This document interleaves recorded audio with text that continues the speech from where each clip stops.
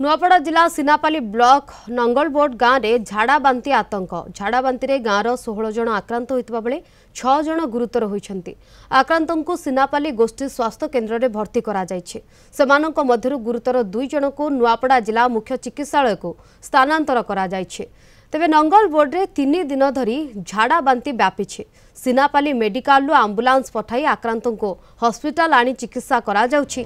किछि स्कूल छुआ मध्य आक्रांत होइतिबा सूचना रहुछि। वर्तमान समस्त रोगी स्वास्थ्य अवस्था उन्नति आसीथिबा बेले स्थिति नियंत्रणाधीन रहितिबा सिनापाली गोष्ठी स्वास्थ्य केन्द्र डाक्तर कहिसंति। दूषित पानी व्यवहार जोगु झाड़ा बांती व्यापुथिबा अनुमान करा जाउछि। आज गाँव को एक डाक्तरी दल पठा जाई स्थिति अनुध्यान करा जिवो। कारण जानिबा पाई पानीर नमूना मध्य संग्रह करा जिवो।